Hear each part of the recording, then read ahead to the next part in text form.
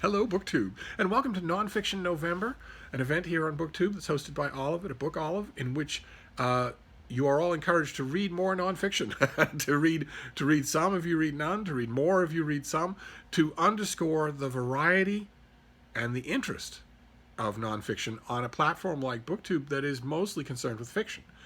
And the other day, I did a general nonfiction starter kit here on this channel.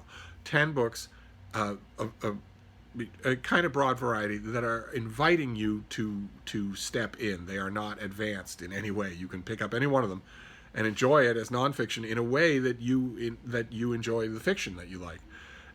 And one of the books on that list was The Ancestor's Tale by Richard Dawkins, which was probably the most daunting thing on the list because it's huge. It's a gigantic book, and it's a synthesis, a symposium, a long and very lively discussion by Dawkins on various topics of evolution, various items that he finds interesting on this subject, to which he's devoted his whole life. And I wanted to give you a starter kit that springs from that book. I want to give you an evolution starter kit today.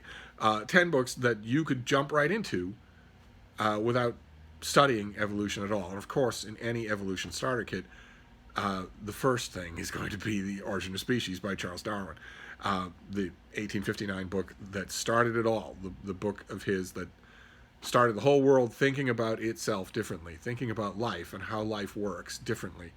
It was Dawkins himself who famously said that after Darwin, it was possible finally to be an intellectually fulfilled atheist, because finally you had an explanation, you had a schema for the natural world that doesn't require gods or goblins or fairies of any kind. It doesn't require anything that is supernatural. The natural world answers all the questions that can be asked about it. And for Origin of the Species is on this starter kit, but for the starter kit, I thought I would go even more starter-ish when it comes to Origin of Species and recommend the Annotated Origin. It's an oblong book from the Belknap Press of Harvard University Press, and it's the Origin of Species, but it's heavily annotated by James Costa, and it is fantastic. It's heavily illustrated. Those of you familiar with the Belknap annotated editions will know something of what you can expect from it. It's the text and also a body of ongoing running annotations that are, in the case of Darwin, extremely helpful. I think that Darwin's actual book, Origin of Species, is actually very clearly written. I believe that an intelligent layperson could read it without any trouble at all. But having an expert like Costa along to explain every little bit and piece of it helps a lot. So I wanted to start off with Origin of Species, of course, but I want to start off with an explanatory one that is a little bit more worth your time than, for instance, there was a bestseller about 40 years ago, called Darwin for Beginners. And that was heavily illustrated as well. It was more of a comic book about recitation of Darwin's ideas. But this is infinitely preferable to that because this is the text of the book. It's just with all of the explanatory material. And then the second book on our starter kit is by Richard Dawkins. The Ancestor's Tale is my favorite book that he has ever written. But by far the most famous book that he's ever written, apart from The God Delusion, which has nothing to do with evolution, is The Selfish Gene, which he wrote 40 years ago, in which he boils down the process of evolution by means of natural selection, the Darwinian process. He boils it down to mechanisms and concerns that Darwin didn't know anything about. Darwin didn't know anything about genes. And Dawkins says that the whole, in The Selfish Gene, he boils down evolution by means of natural selection to genes wanting to replicate themselves in the next generation. And I think goes a little too far in saying that living biological organisms are just vehicles for genes, hence the title of the book.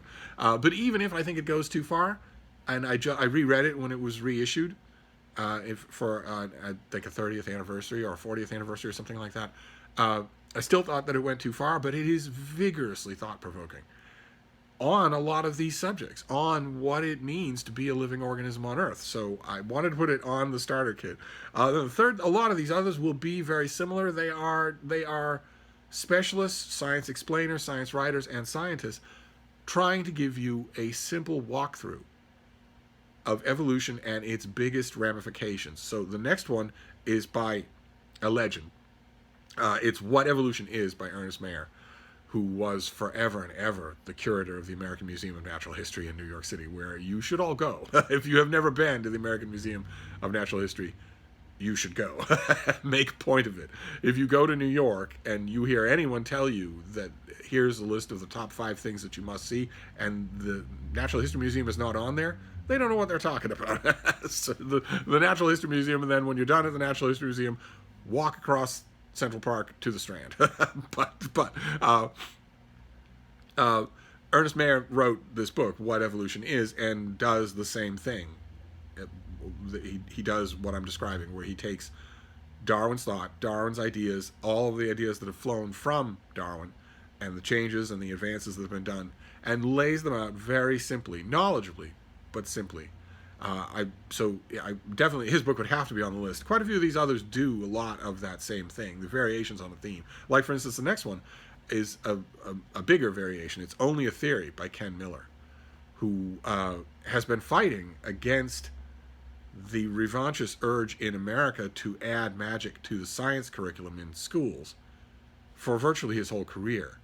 Virtually his whole career, he has been fighting against parents groups, religious groups, wanting to have the biblical creation story taught in science class, either openly or under false colors, under a Trojan horse of smuggling in a supernatural beginning to the world, to animals, and especially to humans. Demonstrably, none of that is true. That is all mythology, and there isn't a single culture in the ancient world that doesn't have a mythology about that. They all do. And most of those mythologies from those ancient cultures were attached to active living religions in their day. Thousands and thousands of people being raised in those liturgies, being taught those doxologies, and actually having personal relations with the deities involved in those stories. And the only reason that isn't around to complicate our lives now is because those religions did not live as living religions. They have peacefully gone to their tombs as mythologies and folklore. But they are visibly the same thing as the stuff that these groups want taught in science class. They are visibly the same thing. It's just that one happens to still have living adherents. And Kenneth Miller probably is most famous for one of those battles that he did in the famous court case of Kitzmiller versus Dover, where an attempt to smuggle creationism in through the back door in a specifically written, I hesitate to call it a textbook, but nevertheless, it was going to be used in schools, was challenged in court and lost. And there were expert witnesses, and Ken Miller was one of those witnesses, and just demolished the whole idea of so-called intelligent design, of anything like that. It demolished it completely, and has bona fides to do that because he himself is a believing Catholic. So it wasn't possible for his enemies to say, well, you're a godless heathen, unless they did, and plenty of them did. It doesn't matter. It doesn't matter. His book, Only a Theory, the title of it refers to a common attack that creationists and science deniers will use on evolution, which is to say, well, if it's so well attested and you all believe in it so much, why is it only a theory, the theory of evolution? And if you immediately respond with, it's the theory of gravity, do you not believe in gravity? It doesn't matter. It bounces right off. If you immediately come back with that it's germ theory, we call it germ theory. Do you not believe in germs? Used to be for 35 years. In Kitzmiller and the two previous court cases, the two previous defeats before that, it used to be that was enough to shut up your opposition. Now, in 2019, in America, especially in the Bible Belt America, you're advised not to use that kind of riposte, because the answer might be, yeah, I don't believe in germs. Or even more, considering that the number of people in the last 2 years, 3 years, I wonder why, who are willing to profess openly in open society that they believe in a flat earth, and so, in other words, they don't believe in gravity, the number of people who are willing to do that has shot up tenfold in the last 3 years. we are living in an era of alternate facts. So now, when a fundamentalist says, well, if you believe in evolution so much, why is it only a theory? If it's so correct, why is it only a theory? The title of Ken Miller's book. And you say, well, we call it the theory of gravity. Do you not believe in gravity? There's a good chance that a fundamentalist opponent in your argument will say, no, I don't believe in gravity. So I don't know where you go from there. But his book, Ken Miller, is a very, very lively speaker, and he's a very lively writer as well. So this had to be on the list. And then number 5 is by well-known skeptic Michael Shermer. He wrote a book called Why Darwin Matters that does give you a very readable explanation of evolution by means of natural selection, of the origin of Darwin's thought, and of the development of evolution since the days of Darwin. It hasn't been static at all. It's continued to grow and get more and more complex. His book gives you that, but Shermer also gives you an idea of why that matters, hence the title of his book, of why it's important, not just as a theory, that it touches you whether you believe in it or not, and that it behooves you to learn about it. And he's a really good communicator of science, so he does a really good job of that. Then number 6, not so much a good communicator of science, tends to get a little lost in his own head. I think this is one of his more controlled books. This is Darwin's Dangerous Idea by Daniel Dennett, which again explicates evolution for you. That's why all of these things are on this list, because any one of them is a good place to start in reading about evolution before you dig into the really deep specifics. Dennett goes deeper than most of the people on this list and takes, as is his wont, he takes the whole idea of Darwinism, the whole idea of the concept of evolution, and sort of pulls it out of its scientific and social context and sort of revolves it around up in the air. Well, what other things might stem from this if this is all true? And what if it isn't true? What if some parts of it we have wrong? And what would be indications of that? A tremendously muscular examination of the whole subject, and yet his most approachable book. So it earns a place on this list. Then the next one, number 7, was never intended as a book. It's a collection of essays, but they are so good. They are so good when it comes to making evolution fascinating reading. And that's Ever Since Darwin by the late, great Stephen Jay Gould, who also made a career out of explaining evolution and smoothing out people's objections to it, smoothing ruffled feathers. Ever Since Darwin is one of many essay collections that he did. He used to write a regular column for Natural History magazine, and there are some classics in here, and they will really make you think. The one drawback that I would have for them for a starter kit is that they do need you to know something about evolution, just something very basic. And the reason why it's on the list despite that fact is because I think everybody pretty much does know at least something about evolution, even if their basic idea is a little bit off, a little bit wrong. Some people it is, some people it's a little bit off. Nevertheless, they know enough to get by in starting with Ever Since Darwin. And one of the main reasons this book is on the list is the same thing as last time with graphic novels, as an open invitation to you to do more reading of Stephen Jay Gould if you like this, because there's plenty more to read if you do. Then number 8 is Your Inner Fish by Neil Shubin. And I will list all of these down below. Neil Shubin is famous for having discovered one of the many, many intermediary species that opponents of evolution, amazingly, there are such things as opponents of evolution, believe do not exist. They believe that intermediary species aren't preserved in the fossil record, when of course they are. We have thousands and thousands and thousands of them. And Neil Shubin discovered one of the most dramatic ones, Tiktaalik, which is a fish with feet.